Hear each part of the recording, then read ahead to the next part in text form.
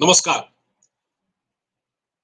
अभी जस्टिस यशवंत वर्मा के केस को लेकर काफी ले दे हो रही है। उनके घर में कैश मिला था, ये तो आपको पता है। तारीख थी 14 मार्च, जिस दिन होली थी। और उस दिन के बाद से ये प्रकरण लगातार तूल पकड़ रहा है। मीडिया में ये खबरें छप रही हैं, लोग बातें कर रहे हैं, न्याय प्रणाली पर सवाल उठने लगे हैं, गंभीर सवाल उठने लगे हैं।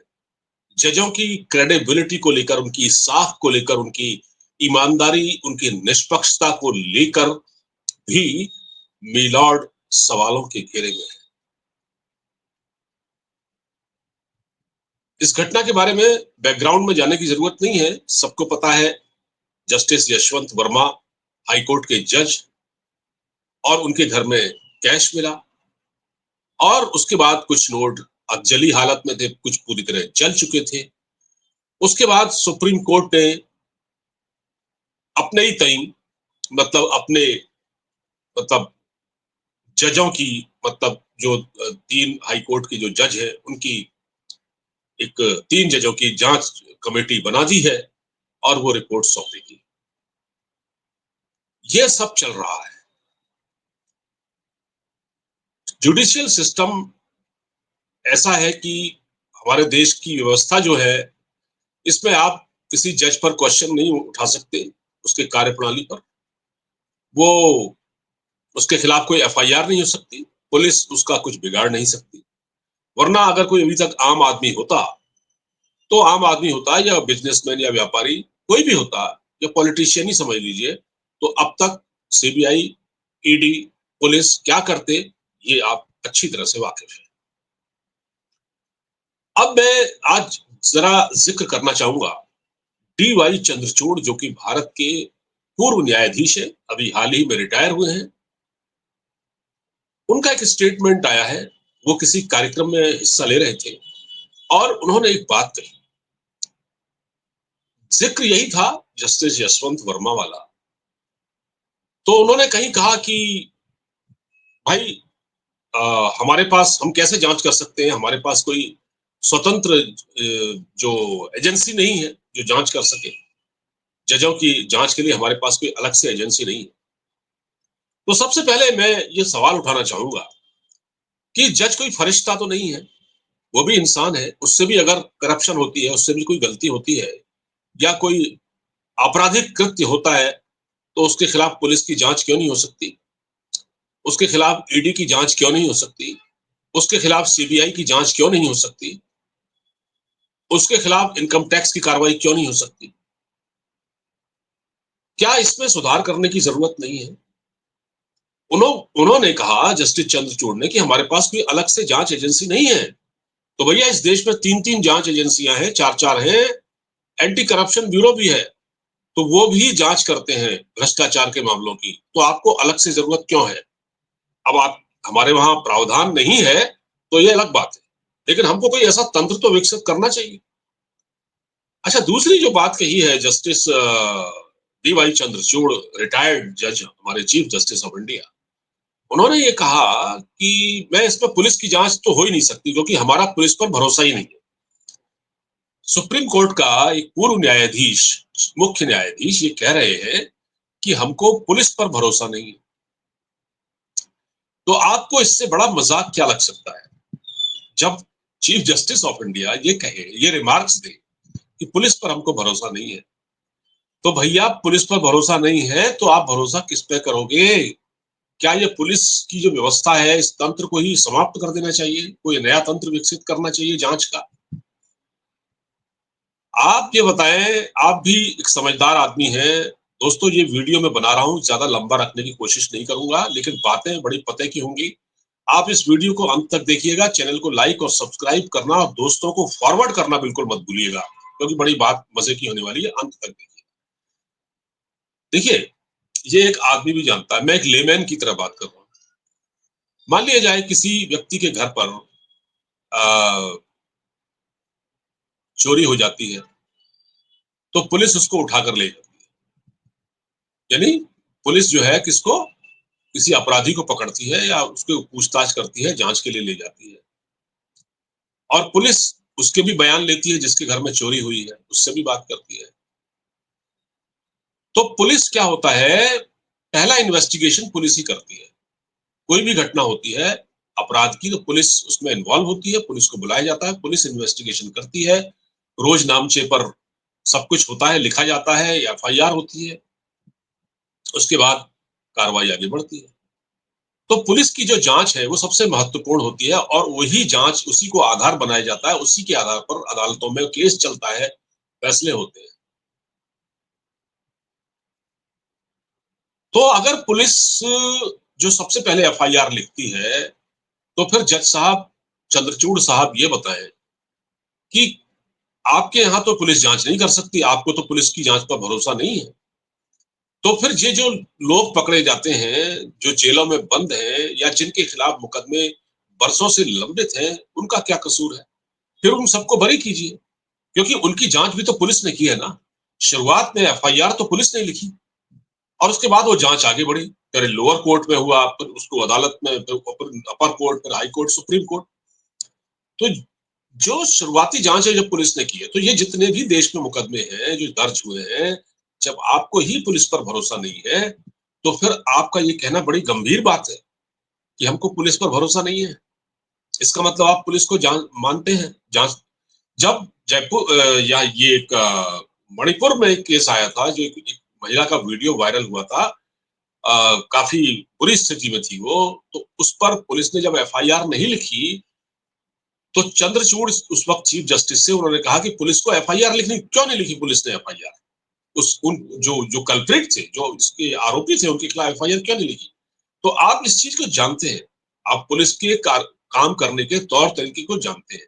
तो सवाल इस बात का है कि क्या ये पुलिस केवल मामूली लोगों के लिए है, यानी छोटे मोटे केसों में लोगों को पकड़ के ले जाना, उनको जेल में बंद कर देना, फिर बरसों तक उसकी जमानत न होना, वो बाहर ना आ पाता हो, उसको उस जो जेल में बंद होता है 20 साल की उम्र में, और वो 10 साल 15 साल जेल काट कर 30 35 साल की उम्र में जब वो जेल से बाहर निकलता है, उसका करियर खराब हो जाता है, उसको कोई नौकरी नहीं देता, समाज में उसको इज्जत की निगाहों से नहीं देखा जाता, उसको हिकारत से देखा जाता है कि भला आदमी जेल से होकर आया है, जेल से छूटा है।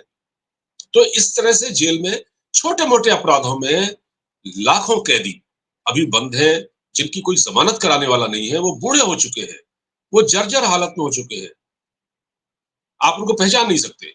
ऐसे महिलाएं भी जेल में है, पुरुष भी जेल में है, दोनों की बात कर रहा हूँ। और बच्चे भी हैं, छोटे बच्चे जो कम उम्र में जेल चले जाते हैं, उनकी जमानत कराने वाला नहीं है। तो जब आपको पुलिस पर भरोसा नहीं है, तो पुलिस उन बेचारों को उठाकर ले जाती है, उन अपराधियों को जिसने कोई अपराध किया है उनको ले जाती है, बरसों वो जेल में सड़ते हैं, तो रिहा कीजिए भाई सबको। इसका मतलब जो इन्वेस्टिगेशन पुलिस की हुई है वो गलत थी, तो फिर वो जेल में बंद क्यों है? उनको छोड़िए। मैं आपको बता रहा हूं दोस्तों, ये कितने पते की बात है। अब आप सोचेंगे मैं क्या कह रहा हूं। इस वक्त एक आंकड़ा है मेरे पास, देश भर में, ये जो लेटेस्ट तो नहीं है, ये मेरे ख्याल है अभी कुछ साल पहले का है, मेरे ख्याल है 2021-22 का होगा जहां तक है। अभी मोटा मोटा आंकड़ा है, ये कोई फिक्स नहीं है, लेकिन हो सकता है आसपास होगा उसके, कि देश भर में 5.25 करोड़ से ज्यादा मुकदमे निचली अदालतों से लेकर सुप्रीम कोर्ट तक में लंबित है। सुप्रीम कोर्ट में 60,000, हाई कोर्ट में 58 लाख और बाकी निचली अदालतों में है 2, हाई कोर्ट में 3 मामले तो 72 साल से लंबित है। ये देश भर की अदालतों का हाल है दोस्तों, देश भर की अदालतों का ये हाल है। ये मैं आपको बता रहा हूं कि ये कितनी अब चौंकाने वाली खबर है। अब इसके बाद में एक स्टेटमेंट पढ़ के सुनाता हूं आपको। राष्ट्रपति द्रौपदी मुर्मू ने 26 नवंबर को, जिस दिन संविधान दिवस था, उस दिन ये कहा, उन्होंने एक सवाल उठाया। राष्ट्रपति द्रौपदी मुर्मू ने कहा कि अगर देश वाकई विकास की तरफ जा रहा है और देश में ज्यादा जेलें बनाने की, मतलब उन्होंने कहा कि अगर देश वाकई विकास की तरफ जा रहा है तो इस देश में ज्यादा जेलें बनाने की जरूरत क्या है, बल्कि उनको कम करना चाहिए। ये बात द्रौपदी मुर्मू ने इस संदर्भ में कही कि अक्सर ये बात होती है कि चूंकि जेलों में भीड़ बढ़ गई है, इसलिए ज्यादा जेलें बनाई जानी चाहिए, और आंकड़े भी यही बताते हैं कि कैदियों की भीड़ से जूझती भारत की जेलें बहुत विस्फोटक स्थिति में पहुंच चुकी है। अब national crime record bureau, NCRB है, एक संस्था है, जो जेलों की ताजा स्थिति पर रिपोर्ट कहता है कि 31 दिसंबर 2021 तक देश की कुल 1319 जेलों में औसतन हर 100 कैदियों के लिए निर्धारित जगह में 100 लोगों की जगह 100 कैदियों की जगह है, उसमें 130 कैदी रह रहे हैं। तो ये आंकड़ा कितना भयावह है, ये चौंकाने वाला है। इसमें उत्तर प्रदेश भी है, उत्तराखंड भी है और बाकी राज्य भी। ये एक बहुत लंबी चौड़ी रिपोर्ट है। अच्छा, आपको मैं और बताता हूँ, सुप्रीम कोर्ट बस वैसे तो समय समय पर टिप्पणियां करता रहता है। सुप्रीम कोर्ट टिप्पणी सुप्रीम कोर्ट की आती रहती है जेलों को लेकर, न्याय व्यवस्था को लेकर, क्योंकि बड़ी सबसे बड़ी संस्था है। सुप्रीम कोर्ट ने इसी साल मतलब जुलाई में मतलब ये कब की है मैं आपको बताता हूँ। ये 2022 में, ये 2022 की खबर है। 2022 में ये खबर है। तब सुप्रीम कोर्ट के पूर्व न्यायाधीश जो एन वी रमन्ना है, उन्होंने एक स्टेटमेंट दिया था कि आपराधिक न्याय प्रणाली में जो क्रिमिनल जस्टिस सिस्टम है, आपराधिक न्याय प्रणाली में प्रक्रिया जो प्रोसीजर होता है वही एक सजा बन गई है। तो ये सुप्रीम कोर्ट मानता है। और उन्होंने कहा कि अंधाधुंध गिरफ्तारियों से लेकर जमानत हासिल करने में आ रही मुश्किलों की वजह से विचाराधीन कैदियों को लंबे समय तक जेल में रखने की प्रक्रिया पर तत्काल ध्यान देने की जरूरत है। देखो दोस्तों, स्थिति बहुत भयावह है, बड़ी खौफनाक है। और जजेस की संख्या कम है, मुकदमे बहुत ज्यादा है, जजेस की संख्या बहुत कम है। अब मैं आपको बताऊं कि ये 2024 की तक है, 1 अप्रैल 2024 तक की एक रिपोर्ट है, जिसमें ये कहा गया है कि सुप्रीम कोर्ट में 80,194 मामले लंबित थे 1 अप्रैल 2024 तक। सुप्रीम कोर्ट में, देश की सबसे बड़ी अदालत में 80,194 मामले लंबित थे। मार्च 2024 में कोर्ट ने 15 दिन काम किया और 3,926 मामलों का निपटारा किया। इसका मतलब यह है कि कोर्ट का औसतन निपटान प्रति कार्य दिवस लगभग 262 मामले थे। अब इससे आप बता सकते हैं, ये मैंने इसलिए सिर्फ एक आपको एक मोटा मोटा एक जानकारी दी।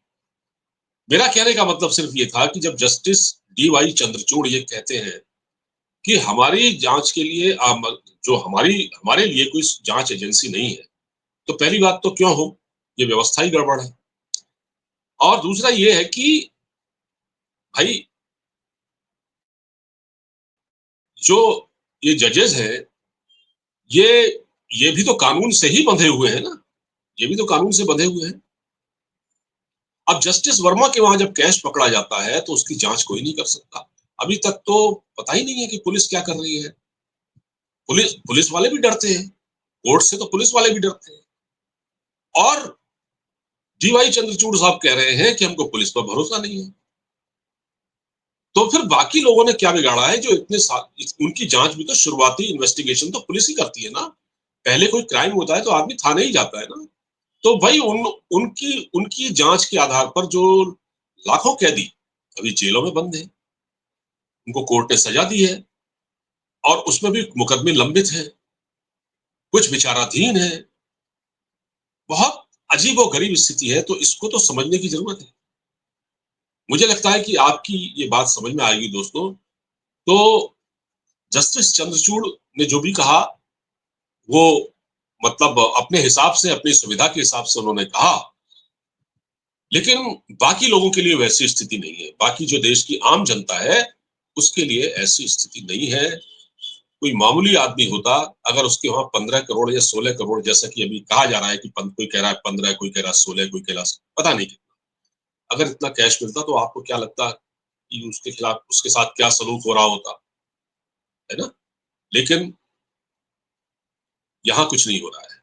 यहाँ सिर्फ जांच चल रही है और वो भी जजेस कर रहे हैं। और ऊपर से कहा जा रहा है कि हमारे लिए कोई स्वतंत्र जांच एजेंसी हमारे लिए नहीं है। तो फिर ये सीबीआई या जो ये ईडी है या फिर ये इनकम टैक्स है, फिर इनका क्या करें, फिर इसका क्या मतलब है। तो ये आपको जरा सोचने की जरूरत है दोस्तों। फिलहाल इस बातचीत में इतना ही। अगर वीडियो अच्छा लगे तो चैनल को लाइक कर दीजिएगा, वीडियो को लाइक कर दीजिएगा, चैनल को सब्सक्राइब जरूर कर दीजिएगा।